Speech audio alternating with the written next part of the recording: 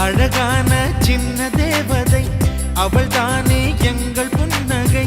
நாள்தோறும் இங்கு பண்டிகை, நம் வானில் வான வேடிக்கை.